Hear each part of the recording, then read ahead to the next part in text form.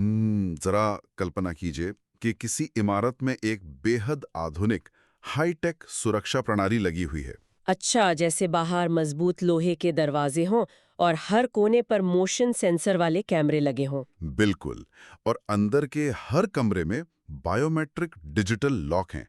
मतलब बाहर से देखने पर ये एक अभेद्य किले जैसा लगता है। हाँ, एक ऐसा ढांचा जो हर बाहरी खतरे को रोकने का दावा करता है। लेकिन सच कहूं तो ये स्थिति हमें एक झूठी तसल्ली देती है। झूठी तसल्ली? वो कैसे? इंसान की फितरत है कि जब वो किसी भारी भरकम सिस्टम को देखता है ना, तो मान लेता है कि अब सब कुछ सुरक्षित है। हाँ, ये तो है। लेकिन असली चुनौती तब शुरू होती है जब खतरा दीवार फांद कर आने वाले किसी बाहरी चोर का ना हो। सही कहा। क्या हो अगर उस सिस्टम के अंदर का सॉफ्टवेयर ही किसी वजह से क्रैश हो जाए? या फिर जो गार्ड उस सिस्टम की निगरानी कर रहा है, उसकी वर्दी ही फर्जी निकले। बिल्कुल। और आज की इस विस्तृत चर्चा में हम कुछ ऐसी ही जटिलताओं की परतें खोलने वाले हैं। हाँ, आज हमारे पास स्रोत सामग्री का एक बहुत ही दिलचस्प स्टैक है। अंतर्राष्ट्रीय रक्षा समझौतों की कूटनीति से लेकर विश्वविद्यालयों के नए नियमों तक। और राजस्थान की स्थानीय घटनाओं से लेकर खेल जगत की हलचल तक। पहली नज़र में तो ये सभी विषय अलग-अलग दिशाओं में जाते हुए लगते हैं। मतलब एक तरफ क्रूज मिसाइलें हैं, दूसरी तरफ शिक्षा जगत के नियम। और कहीं फुटबॉल का मैदान। लेकिन गहराई से विश्लेषण करने पर ये सभी स्रोत सिस्टम, सुरक्षा और विश्वास की एक बहुत ही स्पष्ट तस्वीर पेश करते हैं। सही बात है। आज का हमारा मिशन यही है कि हम इन अलग-अलग दिखने वाले विषयों के बीच के छिपे हुए तार जोड़ें। हाँ, ये समझना जरूरी है कि कैसे वैश्विक और स्थानीय स्तर पर सुरक्षा और प्रगति के तंत्र एक साथ काम करते हैं। और कब वे तंत्र खुद सवालों के घेरे में आ जाते हैं। तो चलिए बिना किसी देरी के इन सभी जानकारियों को थोड़ा डिकोड करते हैं। बिल्कुल। शुरुआत करते हैं आज की सबसे बड़ी वैश्विक खबर से, जो सीधे तौर पर अंतर्राष्ट्रीय सीमाओं की सुरक्षा से जुड़ी है। आप इंडोनेशिया और भारत के बीच हुए ब्रह्मोस सुपरसोनिक क्रूज मिसाइल समझौते की बात कर रहे हैं ना? हाँ, बिल्कुल। स्रोत सामग्री के अनुसार इंडोनेशिया ने भारत से इस मिसाइल सिस्टम को खरीदने की औपचारिक मंजूरी दे दी है। और ये डील काफी बड़ी है। ये लगभग 200 मिलियन से 350 मिलियन डॉलर के बीच आंकी जा रही है। अरे वाह, ये तो बहुत बड़ी रकम है। ना? लेकिन इस डील की अहमियत सिर्फ डॉलर के आंकड़ों में नहीं है। ब्रह्मोस की जो तकनीकी क्षमताएं हैं, हम्म वे इसे आधुनिक नौसैनिक युद्ध में एक गेम चेंजर बनाती हैं। बिल्कुल। इसकी गति मैक 2.8 है। मतलब ये ध्वनि की गति से लगभग 3 गुना तेज चलती है। बाप रे, 3 गुना तेज! हाँ, और इसकी मारक क्षमता 290 किलोमीटर तक है। यहाँ मैं इस तकनीक के काम करने के तरीके को थोड़ा सरल करना चाहूंगा। मतलब ब्रह्मोस केवल अपनी तेज गति के लिए खतरनाक नहीं है। सही कहा। इसकी फ्लाइट ट्रेजेक्टरी भी बहुत खास है। हाँ, रडार सिस्टम आमतौर पर एक सीधी रेखा में काम करते हैं। अगर कोई मिसाइल आसमान में बहुत ऊंचाई पर है तो उसे दूर से डिटेक्ट किया जा सकता है। लेकिन ब्रह्मोस सी स्किमिंग तकनीक का इस्तेमाल करती है। सी स्किमिंग मतलब समुद्र की लहरों के ठीक ऊपर उड़ना। बिल्कुल। ये बहुत ही कम ऊंचाई पर उड़ती है। जब तक दुश्मन के रडार को इसके आने की भनक लगती है, तब तक प्रतिक्रिया करने का समय ही नहीं बचता। मैं इसे तटीय इलाकों के लिए एक अल्ट्रा फास्ट सिक्योरिटी गार्ड की तरह देखता हूँ। एक ऐसा गार्ड जिसे दुश्मन देख भी नहीं पाता और वो अपना काम कर देता है। ये एक बहुत ही सटीक तुलना है। और इसी मारक क्षमता के कारण अगर हम इसे बड़ी तस्वीर से जोड़कर देखें, तो ये सिर्फ हथियारों की खरीद फरोख्त का मामला नहीं रह जाता। एकदम सही। ये भारत की रक्षा कूटनीति का एक बहुत बड़ा और रणनीतिक कदम है। एक मिनट, यहाँ थोड़ा रुकते हैं। ये रक्षा कूटनीति सुनने में एक विरोधाभास नहीं लगता? विरोधाभास कैसे? मतलब कूटनीति का मतलब तो बातचीत और शांति से मसले सुलझाना होता है, जबकि मिसाइलें तो युद्ध के लिए होती हैं। ये एक अच्छा सवाल है। कोई देश हथियार बेचकर शांति या कूटनीतिक जीत कैसे हासिल कर सकता है? क्या ये शक्ति संतुलन को बदल नहीं रहा? दरअसल ये अंतर्राष्ट्रीय राजनीति के सबसे बुनियादी सिद्धांत पर आधारित है, डिटरेंस यानी निवारण। निवारण मतलब सामने वाले को डराकर रोकना। हाँ, डिटरेंस का मतलब है कि किसी के पास इतनी ताकत होना कि दुश्मन उस पर हमला करने का विचार ही त्याग दे। समझ गया। दक्षिण चीन सागर और नाटुना क्षेत्र को देखें। वहां चीन की नौसेना की आक्रामकता लगातार बढ़ रही है। हाँ, खबरों में तो अक्सर चीन के जहाजों की घुसपैठ का जिक्र होता है। बिल्कुल। हालांकि इंडोनेशिया का दक्षिण चीन सागर में सीधा भौगोलिक विवाद नहीं है, लेकिन नाटुना के पास चीनी जहाजों से भारी तनाव रहा है। तो ब्रह्मोस मिसाइल इंडोनेशिया को वो डिटरेंस देती है। हाँ, ये एक मूक चेतावनी है कि अगर समुद्री सीमाओं का उल्लंघन हुआ तो इसका भारी नुकसान उठाना पड़ेगा। यानी हथियार का असली इस्तेमाल उसे चलाने में नहीं, बल्कि उसे केवल तैनात रखने में है। बिल्कुल सही। और फिलीपींस के बाद ये भारत की एक और बड़ी सफलता है। अंतर्राष्ट्रीय सुरक्षा के इस मोर्चे पर तो हम मिसाइलों जैसी अभेद्य तकनीक पर भरोसा कर रहे हैं। हाँ, लेकिन जब बात हमारे अपने समाज और शिक्षण संस्थानों के भीतर सुरक्षा व्यवस्था बनाने की आती है तो स्थिति बहुत जटिल हो जाती है। बिल्कुल। स्रोत सामग्री में दी गई अगली खबर इसी जटिलता को सामने लाती है, जहां सुरक्षा के लिए बनाया गया एक सिस्टम खुद ही एक गहरे विवाद का केंद्र बन गया है। आप यूजीसी के इक्विटी रेगुलेशन 2026 की बात कर रहे हैं? हाँ, इन नए एंटी डिस्क्रिमिनेशन नियमों का उद्देश्य उच्च शिक्षण संस्थानों में जाति, धर्म, लिंग या विकलांगता के आधार पर होने वाले भेदभाव को रोकना है। और इसके तहत परिसरों में एक एंटी डिस्क्रिमिनेशन सेल बनाना अनिवार्य किया गया है।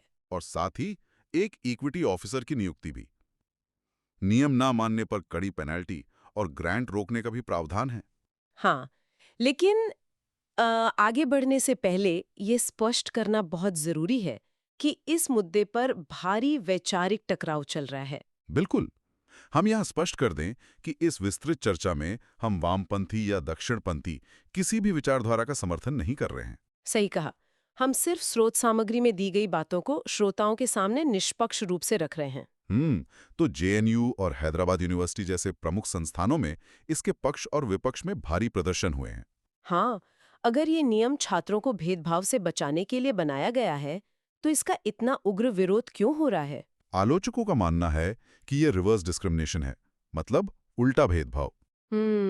स्थिति यहाँ तक पहुँच गई कि रायबरेली में सवर्ण आर्मी के जिलाध्यक्ष अभिषेक पांडे ने इसके विरोध में इस्तीफा दे दिया। हाँ, और उन्होंने प्रधानमंत्री को खून से पत्र भी लिखा है। खून से पत्र, ये दिखाता है कि विरोध कितना गहरा है।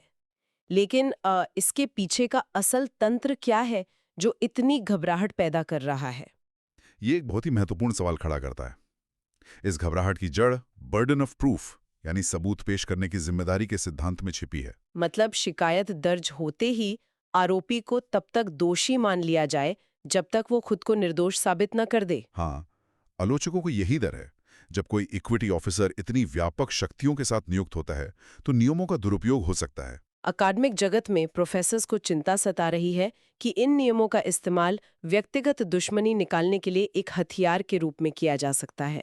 यही तो रिवर्स डिस्क्रिमिनेशन का तर्क है कि एक वर्ग को सुरक्षा देने की कोशिश में दूसरे वर्ग को स्थायी संदेह के घेरे में खड़ा कर दिया गया है। हालांकि शिक्षा मंत्री धर्मेंद्र प्रधान ने आश्वासन दिया है कि कानून का दुरुपयोग नहीं होने दिया जाएगा। लेकिन इस मामले में जो सबसे बड़ा कानूनी हस्तक्षेप हुआ है वो सुप्रीम कोर्ट की ओर से आया है। अच्छा, सुप्रीम कोर्ट ने क्या कहा? 29 जनवरी 2026 को सुप्रीम कोर्ट ने नियमों पर रोक लगा दी है। मतलब एक स्टे ऑर्डर दे दिया। ओहो, ऐसा क्यों? क्योंकि अदालत ने भारतीय संविधान के अनुच्छेद 14, 15 और 21 के उल्लंघन की चिंताओं का हवाला दिया है। समानता और व्यक्तिगत स्वतंत्रता का मुद्दा है। हाँ, जब कोई प्रशासनिक नियम इतना सख्त हो जाता है कि वो प्राकृतिक न्याय के सिद्धांतों से टकराने लगे तो अदालतों को दखल देना ही पड़ता है। यहाँ पर बात बहुत ही दिलचस्प हो जाती है। एक तरफ छात्रों की सुरक्षा है और दूसरी तरफ सिस्टम के दुरुपयोग का डर। तो कॉलेज प्रशासन इस संतुलन को कैसे बनाएगा? ये एक बहुत ही गहरे मनोवैज्ञानिक पहलू की ओर ले जाता है। अधिकारों का आवरण और लोगों का उस पर अंधविश्वास। बिल्कुल। यूजीसी के मामले में पूरी बहस इस बात पर है कि इक्विटी ऑफिसर को कितनी शक्ति दी जाए और उस पर भरोसा कैसे किया जाए। लेकिन क्या हो जब कोई व्यक्ति फर्जी तरीके से वही शक्ति हथिया ले और लोग उस पर आंख मूंद कर विश्वास भी कर लें? अरे, ये तो हमें सीधे राजस्थान की उस घटना से जोड़ता है। ये खबर तो किसी कॉमेडी क्राइम फिल्म की सीन जैसी लगती है। हाँ, सीकर जिले के नीमका थाना क्षेत्र की घटना ये अथॉरिटी के मनोविज्ञान का एक बहुत ही सटीक उदाहरण है। 4 लोग गिरफ्तार किए गए, भैराराम गुज्जर, रमेश चंद्र रैगर, रोहिताश कुमार और तुलसीराम। और मजे की बात देखिए, इन्होंने कोई सरकारी परीक्षा पास नहीं की थी। हाँ, इन्होंने बस एक ऑल्टो कार पर पुलिस का लोगो लगाया और राजस्थान स्टेट ग्रीवेंस ऑफिसर की एक फर्जी नेम प्लेट चिपका ली। बस एक ऑल्टो कार और फर्जी प्लेट। यस। और सिर्फ इतने से दिखावे के दम पर उन्होंने स्थानीय क्रशर ऑपरेटरों को डराना शुरू कर दिया। बिल्कुल। स्रोत बताते हैं कि इन्होंने स्टार स्टोन क्रैशर से 4,000 रुपए और नाथूवाला के मुक्कड़ क्रैशर से 10,000 रुपए की वसूली की। ये तो कमाल है। किसी ने उनसे उनका नियुक्ति पत्र नहीं मांगा? नहीं, लोग बस फॉर्मल कपड़े और एक फर्जी पहचान पत्र देखकर बिना सवाल किए डर गए। इस तरह की ठगी तभी संभव होती है जब ठगों को ये पता होता है कि आम इंसान का दिमाग अथॉरिटी के सामने कैसे काम करता है। हाँ, मतलब लोग अक्सर सोचते हैं कि कानूनी प्रक्रियाओं में उलझने से बेहतर है कि कुछ पैसे देकर मामला रफा-दफा कर दिया जाए। बिल्कुल। इसे मनोविज्ञान में आज्ञाकारिता का प्रभाव कहते हैं। लेकिन इस घटना का एक सकारात्मक पहलू भी है। वो क्या? यह गिरोह लंबे समय तक अपना ये नाटक नहीं चला पाया। स्थानीय लोगों और माइनिंग एसोसिएशन ने सतर्कता दिखाई। हाँ, सही कहा। उन्होंने सिर्फ वर्दी देखकर डरने के बजाय सवाल उठाने की हिम्मत दिखाई और पुलिस को सूचना दी। तो इस सब का असल में क्या मतलब है? मतलब यही है कि असली सुरक्षा पुलिस के लोगों या किसी प्लेट में नहीं है, बल्कि हमारी अपनी सतर्कता में। बिल्कुल। जब कोई समुदाय सचेत रहता है तो ऐसे फर्जी सिस्टम ताश के पत्तों की तरह ढह जोकते हैं। और एक जागरूक समुदाय सिर्फ अपराधों को नहीं पकड़ता। ठगी और अपराध की नकारात्मक खबरों से निकलकर अब बात करते हैं कुछ सकारात्मक। हाँ, समुदाय के विकास, युवाओं की शिक्षा और जश्न की बातें। स्रोत सामग्री के खेल खंड में बहुत ही शानदार खबरें हैं। जयपुर में इंडियन क्रिकेटर्स एसोसिएशन यानी आईसीए की पहली राजस्थान चैप्टर की बैठक हुई। इसमें 15 लोग व्यक्तिगत रूप से और 20 वर्चुअली जुड़े हैं ना? बिल्कुल। दीपक जैन ने इसका संचालन किया और संजय व्यास को राजस्थान का नया प्रतिनिधि बनाया गया है। ये संस्था बहुत अहम काम करती है। ये पूर्व क्रिकेटर्स की आर्थिक और मेडिकल मदद करती है। हाँ, जैसे विवेक भान सिंह और नजमल हुसैन। जब कोई व्यवस्था अपने पुराने नायकों के साथ खड़ी होती है तो बहुत अच्छा लगता है। यहाँ जो सबसे आकर्षक बात है वो ये है कि एक समाज कैसे कई स्तरों पर एक साथ विकसित होता है। संस्थागत समर्थन का असर मैदान पर भी दिखता है। अरे, मैदान की बात से याद आया, आई लीग फुटबॉल का वो मैच। राजस्थान यूनाइटेड ने रियल कश्मीर को 1-0 से हरा दिया। वो मैच तो वाकई अद्भुत था। कश्मीर की टीम तो 9 खिलाड़ियों पे सिमट गई थी ना। हाँ, हबीब फफाना और केल्विन ब्रेटो को रेड कार्ड मिल गया था। और फिर पहले हाफ के स्टॉपेज टाइम में अमादो सौकुना ने विजयी गोल दाग दिया। क्या रोमांचक पल रहा होगा। इस जीत से राजस्थान यूनाइटेड पॉइंट्स टेबल में टॉप पर आ गई है। बिल्कुल। खेलों के इस रोमांच के साथ साथ राज्य के लाखों घरों में एक अलग ही तरह का तनाव पनप रहा है। आप शिक्षा बोर्ड के नतीजों की बात कर रही हैं। हाँ, 24 मार्च 2026 को आरबीएससी की 5वीं और 8वीं कक्षा के नतीजे आ रहे हैं। अरे बाप रे, 26 लाख छात्रों को इसका इंतजार है। बिल्कुल। और छात्र अपने रिजल्ट्स rajshaladarpan.nic.in और rajeduboard.rajasthan.gov.in पर देख सकते हैं। जरा सोचिए, 26 लाख बच्चों के रिजल्ट के तनाव की तुलना अगर हम राजस्थान यूनाइटेड के स्टॉपेज टाइम वाले गोल के रोमांच से करें तो दोनों ही जगह दिल की धड़कनें कितनी तेज होंगी। बिल्कुल। और ये सभी चीजें, छात्रों के नतीजे, खिलाड़ियों की जीत, एक जीवंत समाज के लक्षण हैं। हाँ, और इसी जीवन समाज का जश्न राजस्थान दिवस 2026 के रूप में मनाया जा रहा है। जो 14 से 19 मार्च तक चलेगा। 19 मार्च को जालोर में मुख्य कार्यक्रम है।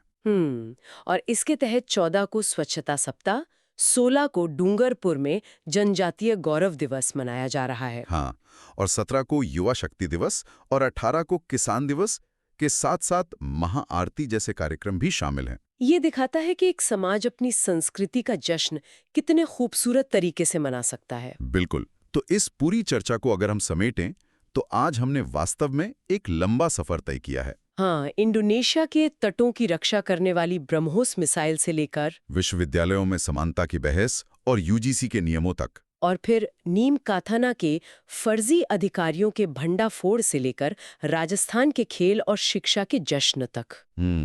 ये सारी जानकारी ये समझने के लिए अहम है कि दुनिया कितनी तेजी से बदल रही है। स्तर पर, चाहे वो अंतर्राष्ट्रीय हो या हमारे अपने शहर का, जागरूकता कितनी जरूरी है। हाँ, तो चर्चा का अंत एक गहरे सोचने पर मजबूर करने वाले सवाल के साथ करते हैं।